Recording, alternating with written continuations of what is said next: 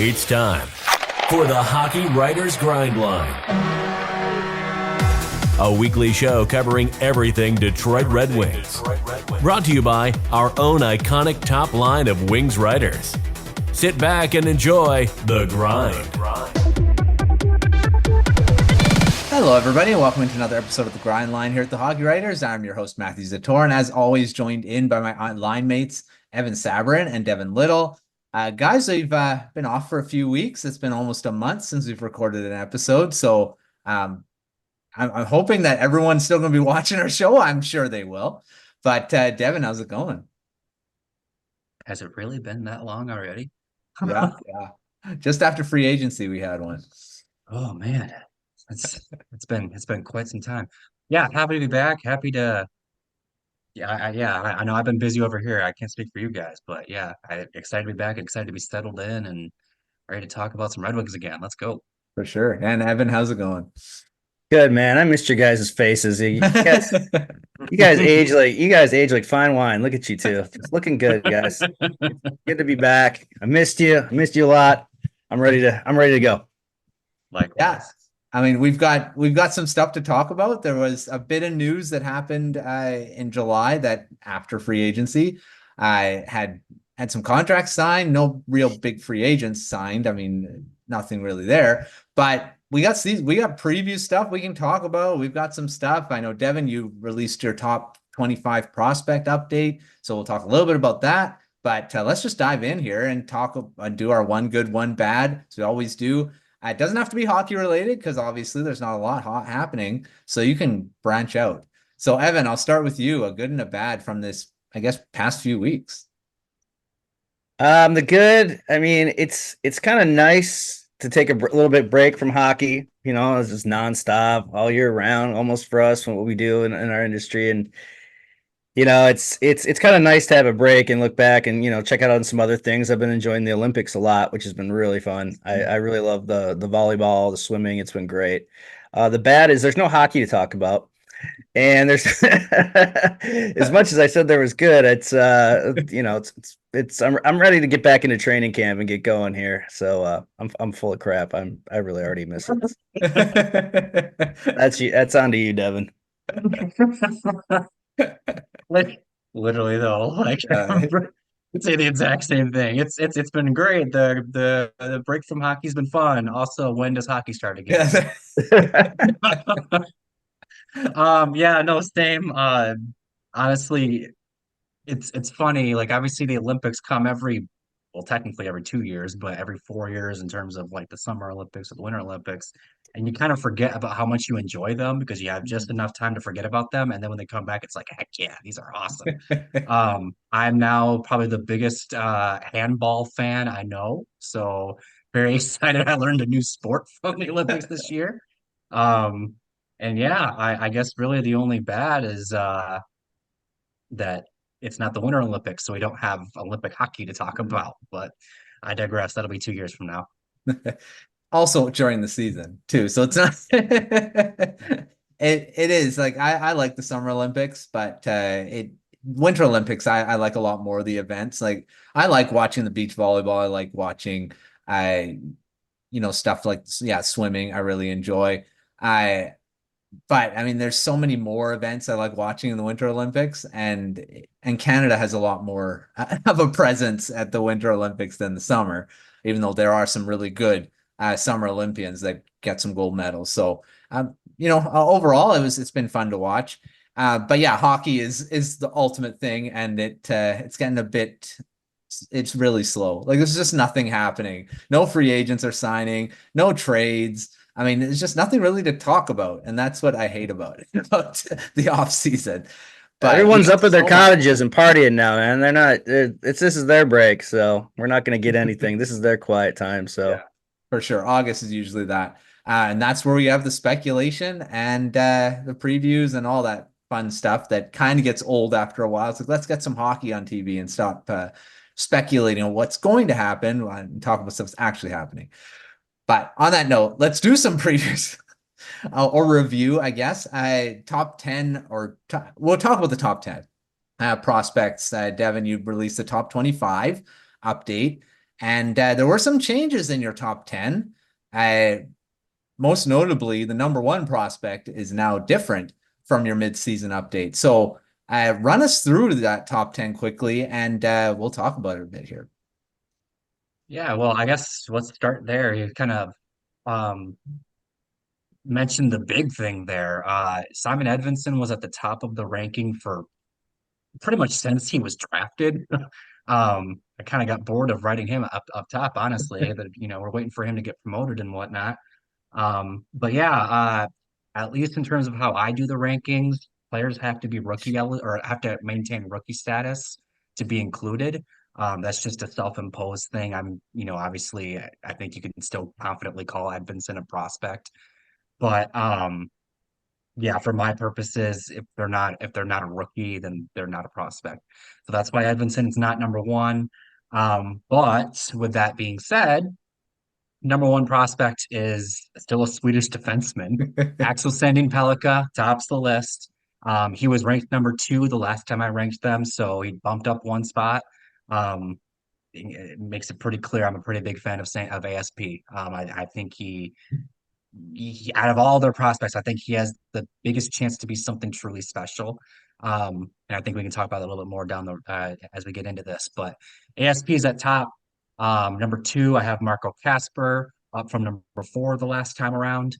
Nate Danielson holds at number three.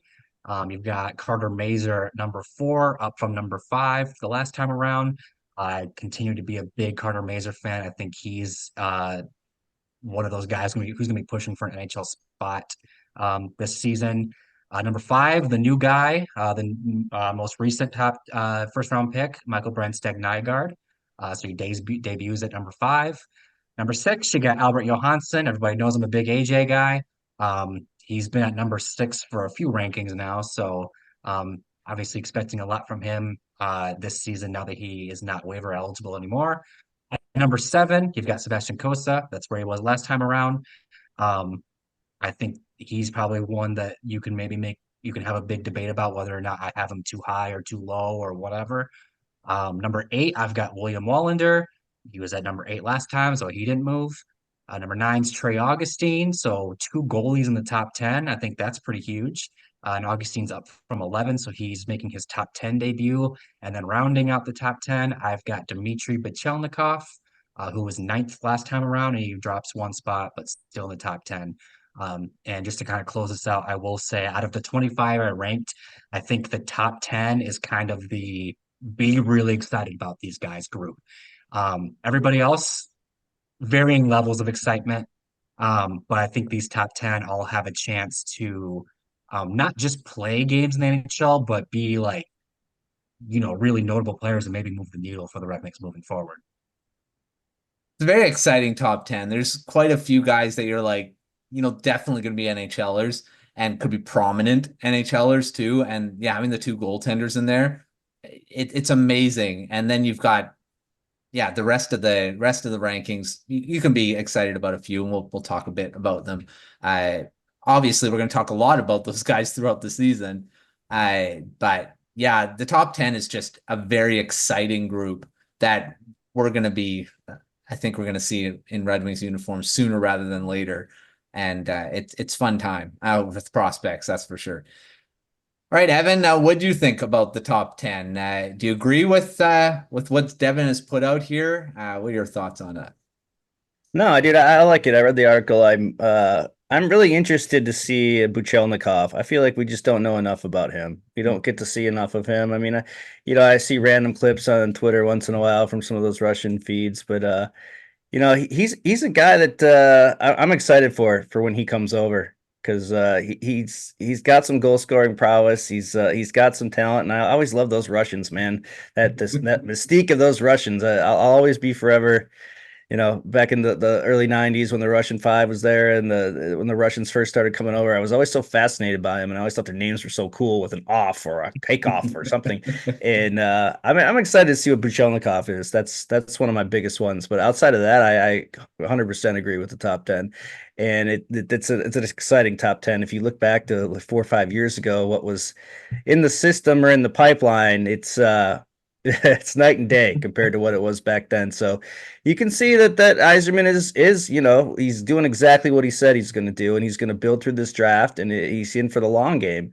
So when you look at that top 10 that we just listed, that it looks like this is going to be 3-4 years. These looks like some solid NHL players are going to come out of there, and I feel a lot better about the system than I did, like I said, 3 years ago. So Eiserman's built up a nice little stockpile, and it's slowly getting there. It's taken forever, and during Red Wings time, but it's promising, and so I'm excited for the future. I just want to get there quicker, man. For sure. I definitely agree with that. I mean, it's been a long time, but I do agree. I think Yzerman's just doing it the right way. And these all guys get into the NHL and add to what Lucas Raymond, Moritz Seider, those guys already. Dylan Larkin, I mean, he's relatively young. He's prime. I guess he's in his prime of his career now. And it's going to be a very, very good team if all these guys hit, and probably not just for a few years. It's going to be for could be a decade of good hockey. And that's what Red Wings fans want. And just have to wait for it. Patience is a virtue, I guess. All right. Before we move on to our next topic, I got some off the rush, and this is related to the prospects. Devin, of the rest of that top 25, who are you the most excited for? And I mean, like I say, there's a lot of guys that are part of this, but who should everyone be watching apart from the top 10? All of them. I mean, I guess my mind immediately goes to the guy at number 11 just because he's right there, right? Amadeus Lombardi is who I have ranked at 11. I think he is someone that is primed to maybe take a big step this season with the Griffins. I know Griffins head coach Dan Watson has kind of sung his praises since the season has ended. He was one of those guys that did all the right things, but the puck just, for one reason or another, never went in the net. So if he can translate his strong play to actual, quantifiable offense, he's going to be an exciting player. And I'll throw one other player out there just because I kind of took the easy route there. Um, you know me, I have to do that. Um, I am still actually quite excited about the Dower Nilsson brothers. They're both towards the end of the list, but I know even just Noah Dower Nilsson, the younger of the two, I was really excited about him in last year's draft. I think he's kind of a sneaky good offensive piece, and his brother showed a little bit of an extra step of offense himself in Sweden's basically equivalent of the AHL this past season. So not the the highest, I guess the sexiest names, for lack of better words or terms, on this group, but I know I'm pretty excited about both of them still. Yeah, I mean, Lombardi's one guy that I really liked. I've liked for a long time too, and I love that they drafted the other brother too, because you always love to see brothers in the system, see which one's better, which one ends up being, or if they both hit, which would be awesome, and definitely have the potential. But like we said, all these 25 guys, you'd hope make the NHL at some point, but some of them won't. Unfortunately, that's just how it goes. And some could be traded before then too. I mean, it just happens. Evan, what about you? What do you see from the rest of this top 25 that you're most excited about, or just that people should be watching? One of the things I think we keep forgetting about, and we don't talk about much anymore, and it doesn't seem like he's got on a good career trajectory, is Soderblom. I don't know. Yeah. 2 years ago he made the team out of camp, obviously due to injuries, but uh I don't know if his game will translate to the North American game. I just don't think the skating's there. I don't think he can keep pace. The size is obviously amazing, but it's at that height, man. It's hard to move, I think, for him. I don't know what the long-term plans are for him, because now this is, he didn't even play in Detroit last year. So It's interested to see what happens with him going on this season. Same thing goes for me, but I think there's a little more hope for his Antetokounmpo. He was drafted in 2019, and it's he's another guy I want to keep an eye on, but he's also looks like he's going to be a slow developer. He does have the size on the back end. I want to keep an eye on him this year in Grand Rapids to see how his game develops. The other one I really like though is Emmett Finney. I mean, that'd be great if this guy hit. Those late round picks, those late round gems that this team was so well known for to pluck back in the days when we had the top one of the top scouting departments in the league. And if this guy, hey, why not? It's happened before, and so he's been a little spark plug that I've liked to watch so far, and he'll be interesting to see how his career path develops as well. I agree with Soderblom. I had him on the roster to start that last season. I projected on the fourth line over. I can't remember who I put him over, but he was on the team and he didn't even play a game. So I see what I know, I guess. But he has. I loved how he played that first season there, and I don't know what happened. I mean, I know the injury there, which kind of maybe hurt him a bit, but. Yeah, I still have high hopes. I hope he becomes a third, fourth line guy. Because that size is just. But I do agree, Evan. The skating could be a detriment, and that could keep him either off the team or his ceiling as a fourth line player. And that, I mean, it's not horrible, but you'd hope for a lot more from him. All right. Before we move on to talking a bit about the coaching and some other news that happened in this month. I got to pay the bills and talk about our Substack here at the Hockey Writers. It's still coming throughout the off season. We've got great articles at thehockeywriters.com. It's still being written. And so check out that Substack because it gives you the latest Red News article into your inbox 2 or 3 times a week whenever we have a bulk of them coming out. But make sure checking that out. Also the premium tier, giving you a bunch of different premium articles, varying different topics. That we're writing about at the Substack. So take a look at that in the description below. All right, moving on to the head coach, Derek Lalonde. And I'll start with you, Evan, because you just wrote an article on this, on him potentially being on the hot seat going into this season, because we talked about him throughout the season about his decision-making, throughout, and ultimately the Red Wings didn't make the playoffs. Maybe that's not his fault, but, he's been the head coach for a few seasons, three seasons now. And this will be his third. This will be his third season. No playoffs yet. So, Evan, what do you think? I know if people have read the article, everyone knows what you think, but if you haven't, let's talk about it. What do you think he's on the hot seat going into this season? Well, I took a beating on Twitter today for that article. I'll tell you that. But man, it's. I think one of the main points that I wanted to get across in that article is that there's 2 things that stick out to me, and the one is that I have a problem with the lack of passion. I mean, I think you guys saw me after shows this year we do on Friday night, and they lost, and I'm fed up. And after that big 7-game losing streak that literally that happened, it was in March.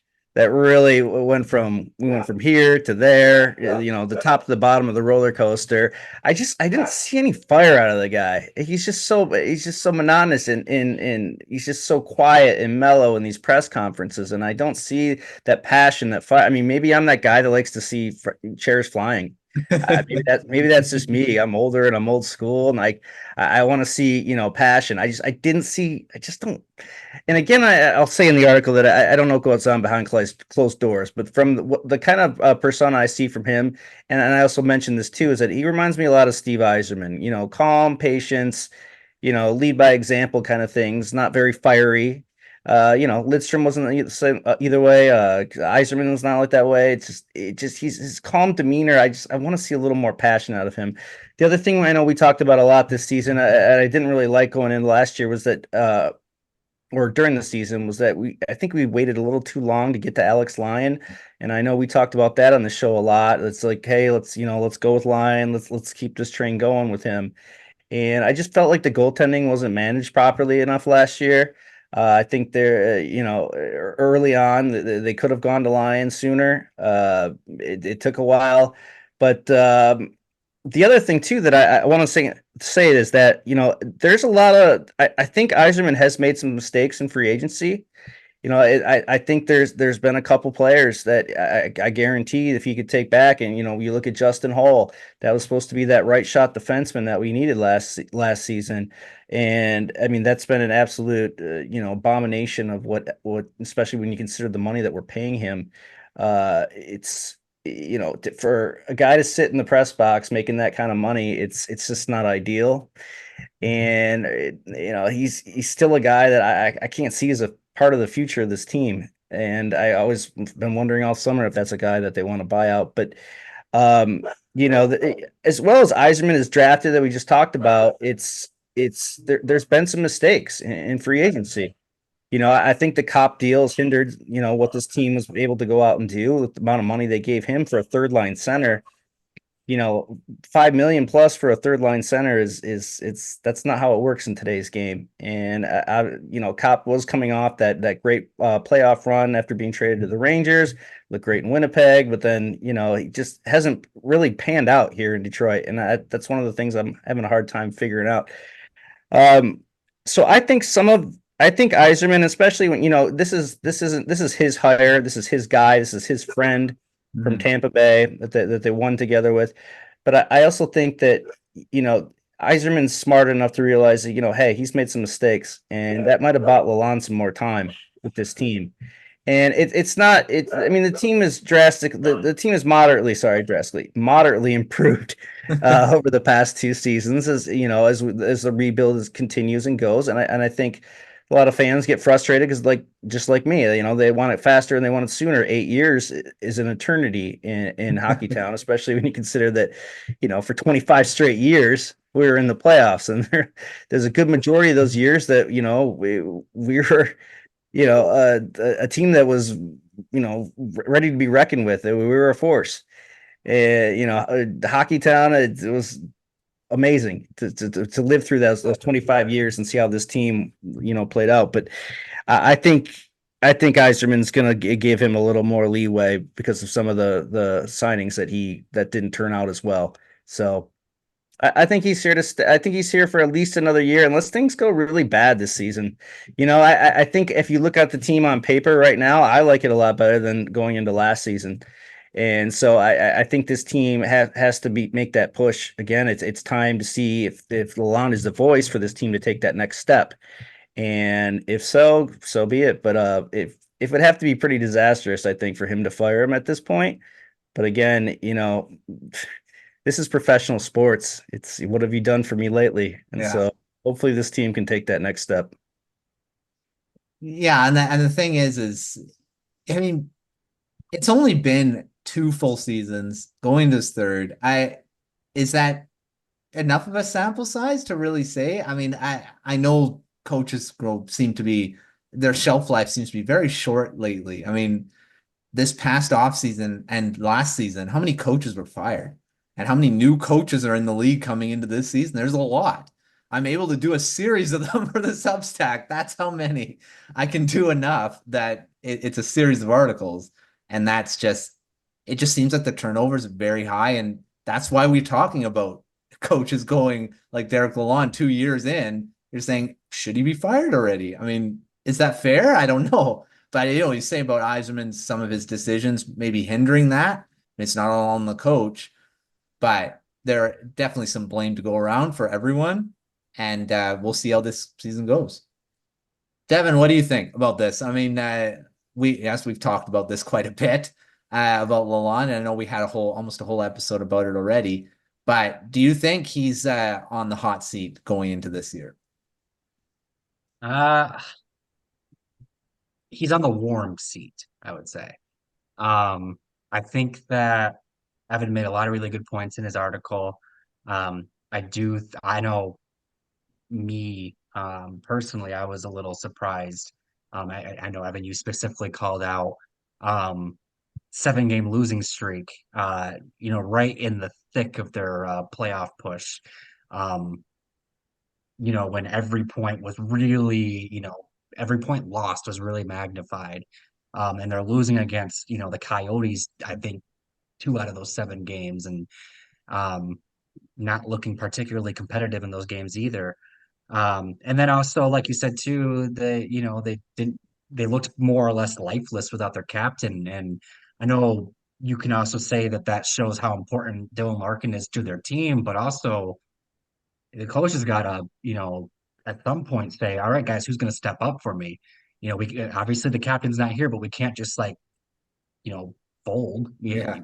We still very much have a chance at the playoffs. We have to make the best of this opportunity. It's what the captain would want. And I just think that again, like you said, Evan, it was kind of shocking sometimes to see how even keeled he was. Yeah. Even in just after just the most mind-numbing losses and the most disheartening losses. I don't know that you need a coach that goes full Tortorella or Daryl Sutter or any of those type of guys. Um, but I also think that there are definitely certain some situations where it's time to kind of light a fire under some people and show that what's the status quo isn't good enough, basically.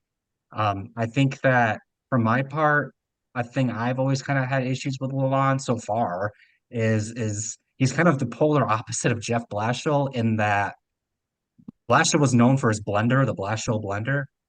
As soon as one little thing didn't look right, he'd start throwing lines together and disrupting Exactly. chemistry and blah blah blah blah blah.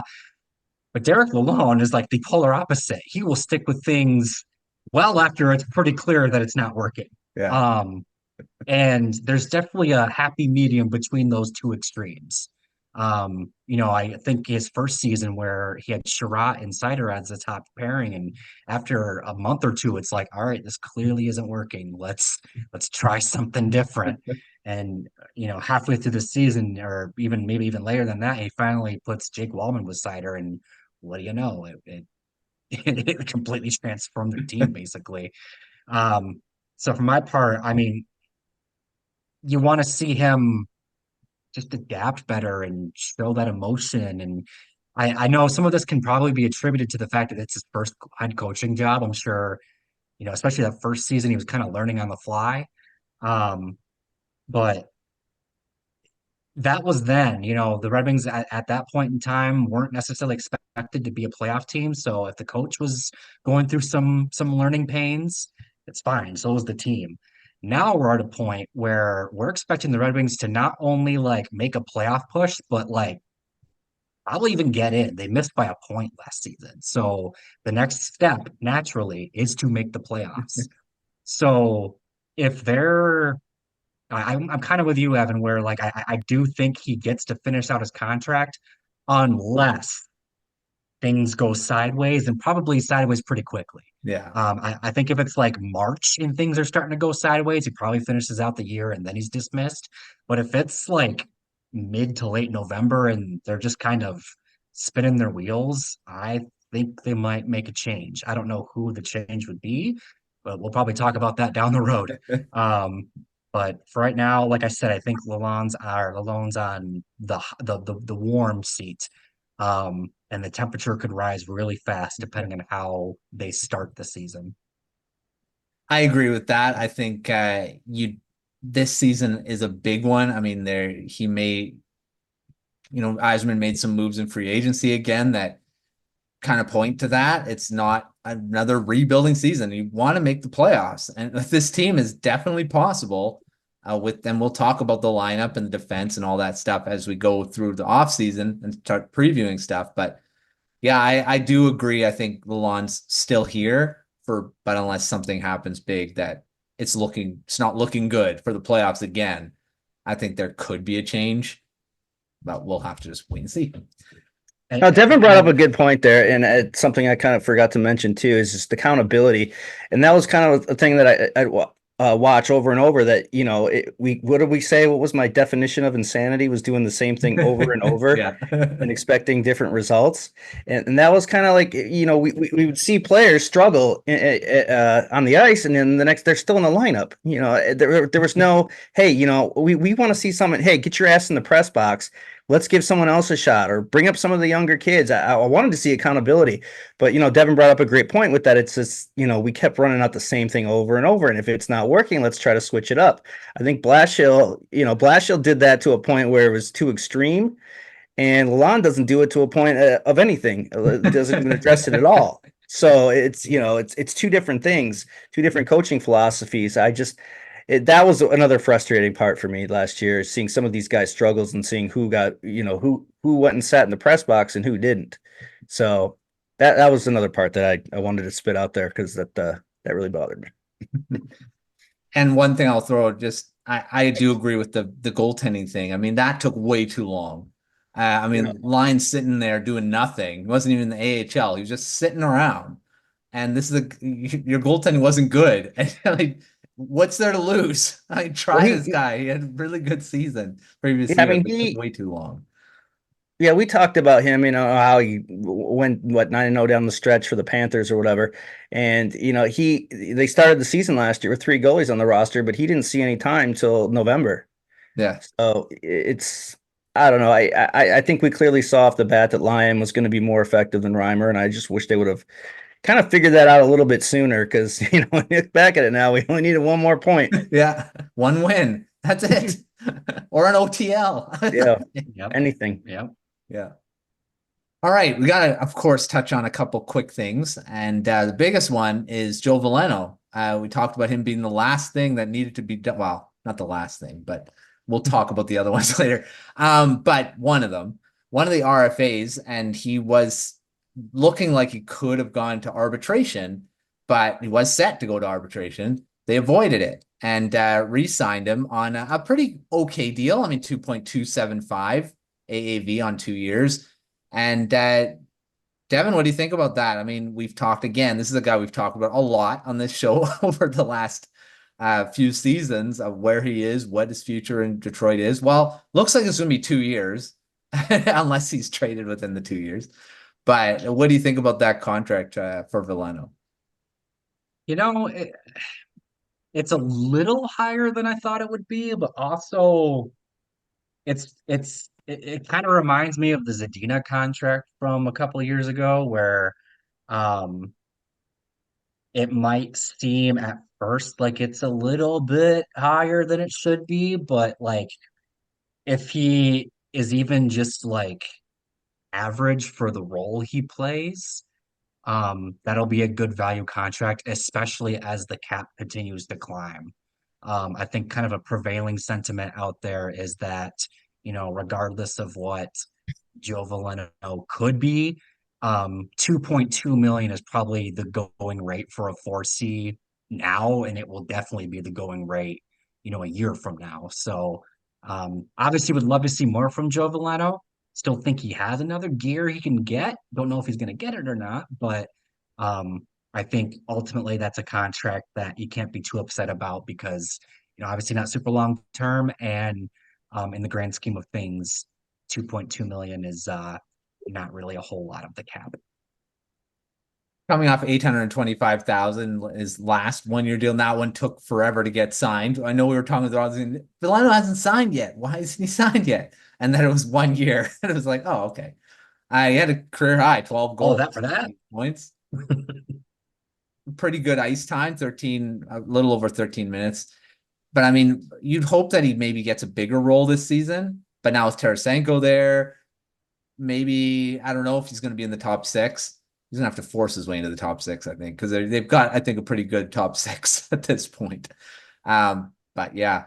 Evan, what do you think about Veleno? I know you've had your own opinions about him throughout the season and before, but what do you think about his pretty big raise from his last contract? Yeah, I agree with Devin. That's probably the going rate of what he is. And I do think he does have another level. I think he's a pretty good skater and he's actually really quick. People forget about Veleno in his draft year. He was projected heading into his draft year, as a top 5 pick. And just it's kind of been, his value's just kind of been going down ever since. If he fell at the end of the first round, I really liked that pick at the time. I thought, wow, that might be a good bargain pick there. did not see Joe Veleno still on the team and Philip Zadina almost out of the league. Yeah. That was kind of shocking to me. I mean, Veleno, is there another gear? Yeah, I hope there is. He's increased his point total each year. 28 points last year. I hate using the plus minus stat, but he also was led the team or minus 16. He wasn't not a guy you're going to count on for his defensive game. He does have some offensive skill, but it's you see it in bunches. You'll see it for a couple games and then it'll disappear for long stretches. And if the Red Wings, he had 15 points the first year that he really played with the team, 20 in the second, 28 last year. If they can get that guy to like 35 or 40 points, then yeah, I think it's a decent deal. It's short term. He does offer some flexibility as I think his ceiling is a third line center, if that. At 24 years old, have we seen everything from him yet? I mean, usually by 24, you can kind of tell what kind of player they're going to be. Again, he can fill in up and down the lineup. He played on the top line or first and second line last year at points of the season when injuries came in. I like his versatility. I don't like his defensive game, but it's just for me, it's a meh contract. We always say he's a guy. I mean. He's a guy. Is he going to be here when this team's ready to compete? Hopefully that window is, it's probably 2 years when they're ready to compete. I don't think he'll be here. The drawback that I have for most of this is that if he's taking away a roster spot for some of these young kids coming in, because I still think, and I've said this in my last couple of articles, that I think that there's another move coming. I look at the forward lineup and I don't see. It's the whole thing with Berggren not signing yet. It seems odd to me. Yeah. I think he still could be moved before the start of the season. I think Stevie's going to wait this one out, and we could see something maybe a couple weeks before training camp, or maybe even right before after training camp. I still think there's a move coming because I think one of these kids is gonna outplay Berggren in the in training camp, and whether it's Danielson, Casper, Mazur, one of them.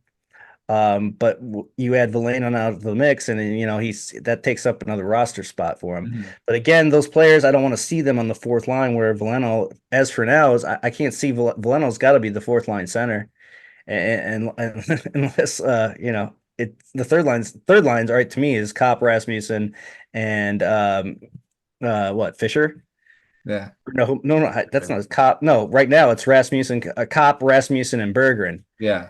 So I don't think they want any of those rookies playing in third or fourth line roles. So I don't know. I think there's a change coming because right now I don't see that lineup the way I want to see it, or maybe if that makes sense. I don't know if that does, but no. I mean, at the end of the day, Veleno is what he is. He's a bottom. Is a bottom of the lineup player, but who offers some versatility. And if you can, like I said, if you can get to 35, 40 points, that would be a great. That would be fantastic for this team. So I don't have any issue with it. It's not a big enough deal for me to worry me or upset me, but it is what it is to me. He's a guy.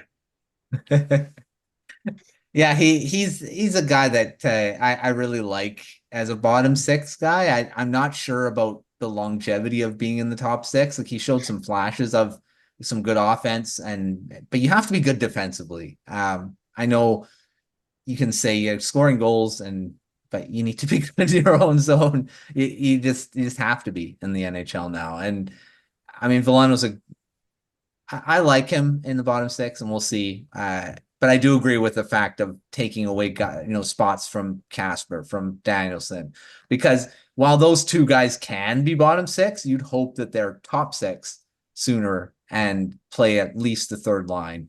But I do see Casper being an okay fourth line guy to start, even Danielson, because they're both great defensively. And they can start on the fourth line, similar to like Bo Horvat did in his rookie season, where he was able to play that fourth line role quite well and then move up from there. So I really see that trajectory for one of those guys where they start in the bottom and they kind of move their way up as veterans kind of move out. But we'll just have to wait and see how that all goes. All right, this one's a probably pretty quick one. David Perron, of course, signed with the Ottawa Senators, so he is no longer on the team. He was an alternate captain. So I know, Devin, you wrote I believe you wrote an article on this. I'll start with you, Evan. Who do you see as the next alternate? Well, to be replacing David Perron as an alternate. I want to see Seider.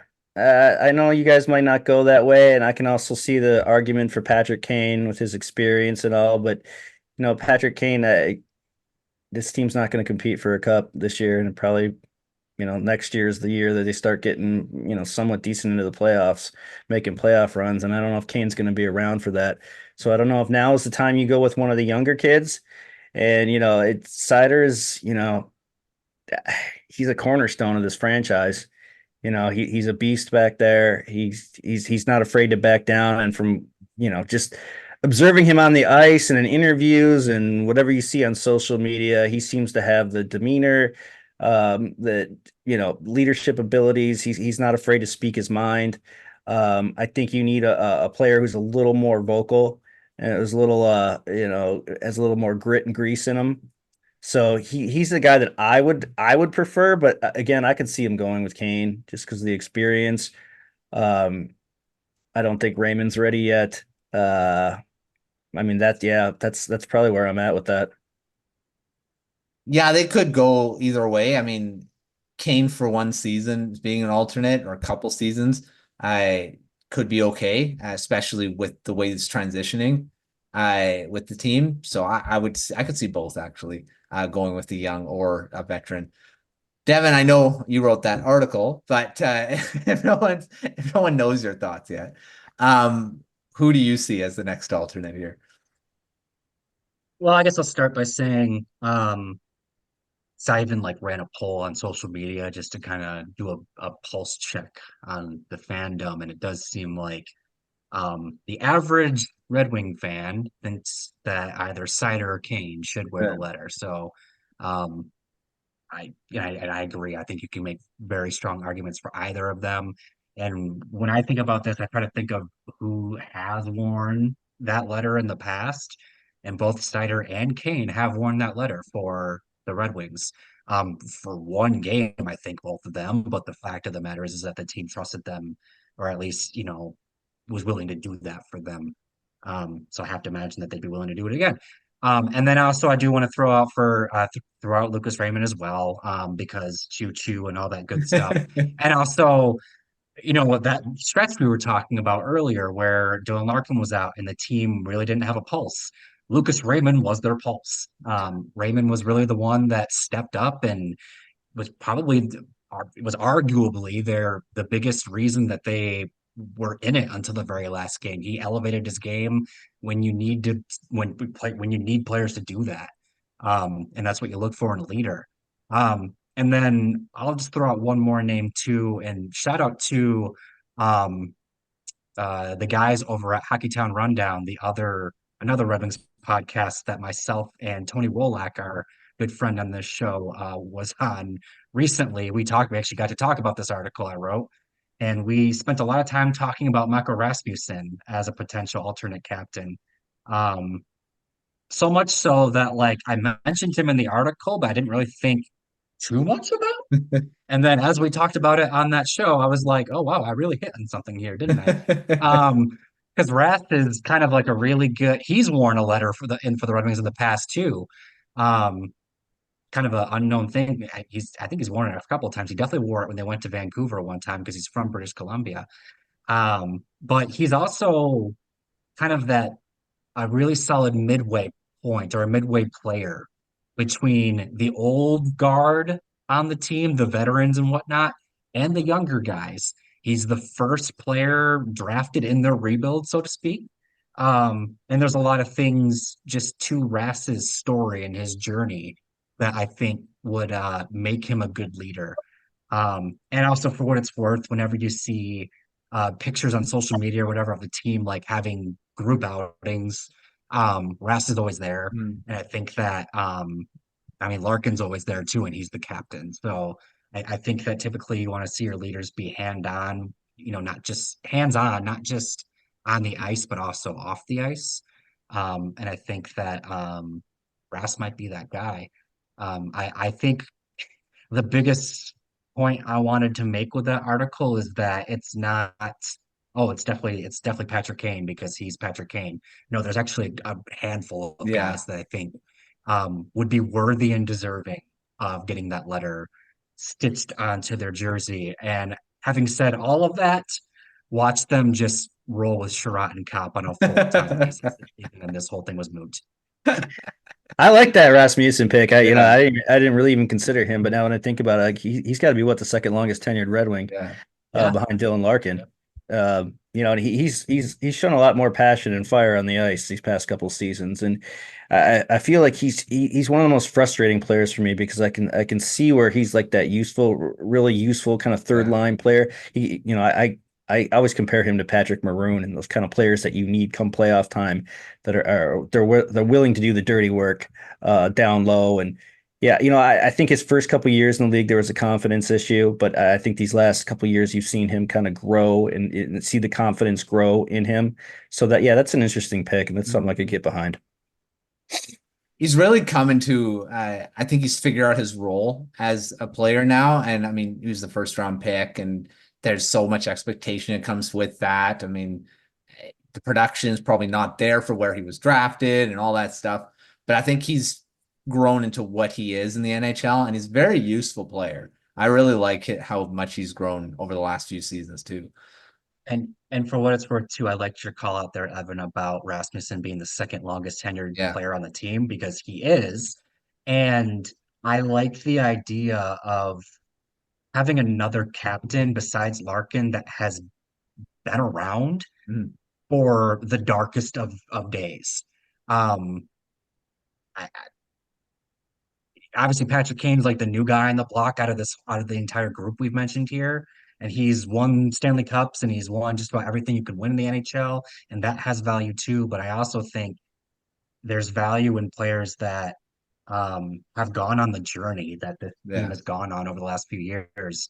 I think Larkin and Rasmussen are probably the top two guys that it's just because of their longevity with the organization that are very excited at the idea that they're this close to the playoffs. So just it'd be nice to see a letter on a guy who has kind of been through that journey with the team, through all the lows and the ascension that they're on now too.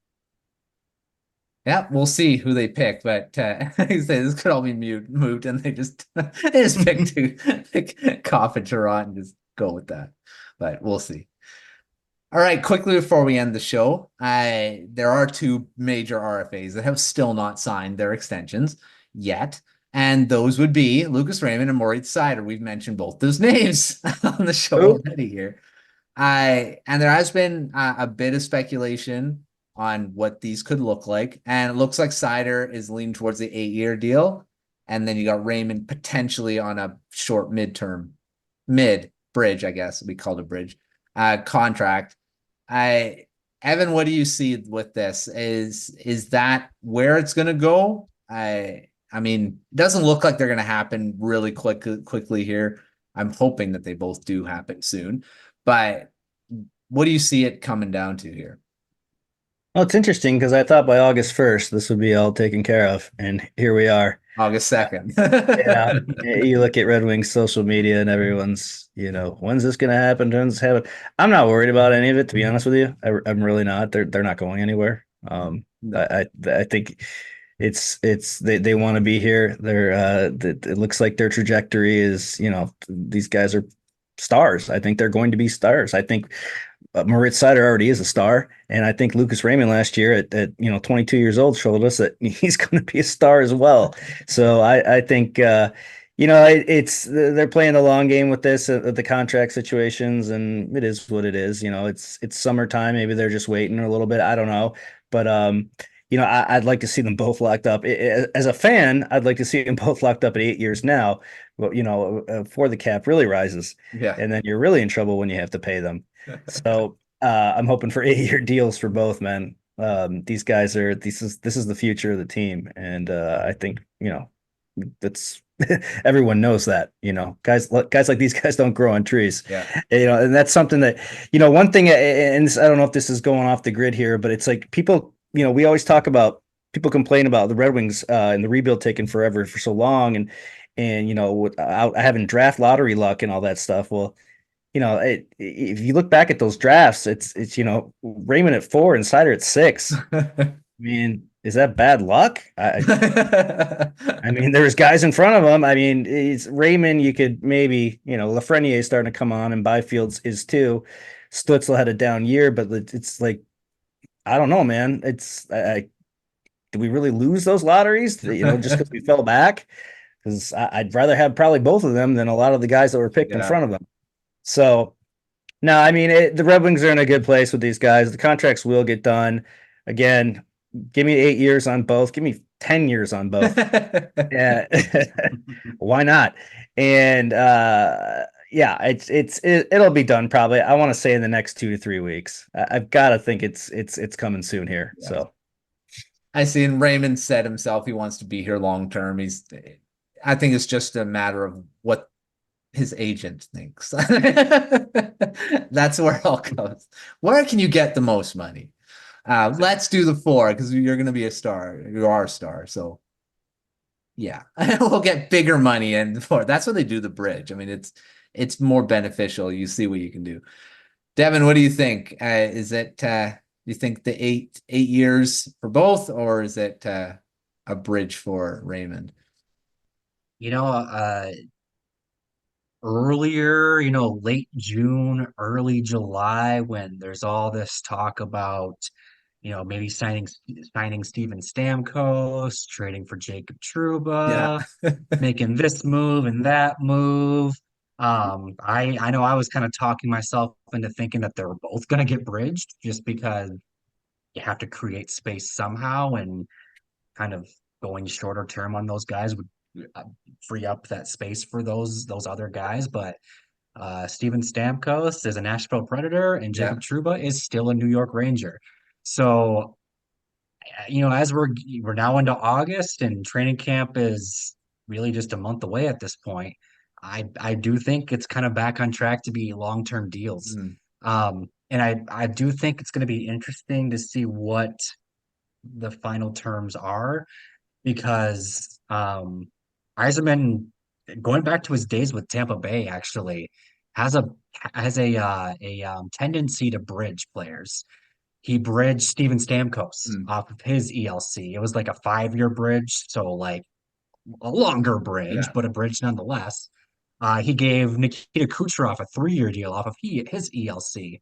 He gave Victor Hedman a 5-year deal off of his ELC. So, if we're judging by Steve Yzerman's past, he's going to bridge these guys, depending on how long the bridge is, but he's not going full term. Yeah. Now, that being said, that was over 10 years ago, and the league and the salary cap and all that stuff was way different than it is now. And also the Lightning were just in a different spot than the Red Wings are in now. I would not be surprised if they go long term with these guys. It just makes sense. But I also think that if you're Moritz Seider's agent, Seider, it would be 31 if he signs an 8-year deal, he'd be 31 when that deal expires. So his next contract after that would be what, a 5-year, like you're now into that point where you're watching his age basically, and that's going to impact his next contract. So if you go 5 years, then you're 28 and you get to sign one more super long-term deal and maxed out contract. So if I'm Seider's agent, at least I maybe Claude Lemieux, by the way. Yes, yeah, and it's Claude Lemieux, exactly. Good call out. Who I'm sure would love sticking it to Steve Yzerman. Yeah, no. If I'm Claude Lemieux, I'm pushing for a 5-year deal for Seider, because then you can definitely you're gonna get one more huge contract for Seider when that deal expires. But not trying to do that negotiating on his behalf. Sorry, Red Wings fans, but yeah, like I said, it's going to be interesting because his past tells us one thing, but I think maybe logic or just kind of the way the league is going now tells us something different. Yeah. He is a fan of the short-term contracts, at least when you look at free agency too. Like, what's the longest he's given out? Dylan Larkin's the only player he's given a max contract to. Yeah. Which, I mean, there could be a pattern there too. Key player, you want to sign long term. So we could see it. And we love to see 8-year deals for both because they're going to be great for those 8 years.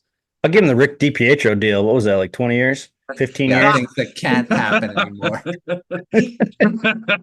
Insane. I think the Islanders just stopped paying him.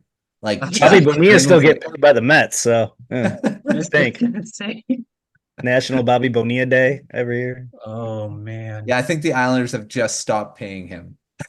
like last season or something. Are the Devils still paying Kovalchuk? Yeah. I think they are. Yeah. It's crazy.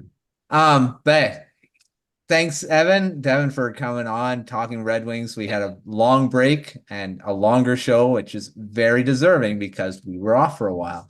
So great talking with you guys about the Red Wings again. And we're going to hope to have some more regular episodes now up until the season starts, because we do have some preview stuff we can talk about.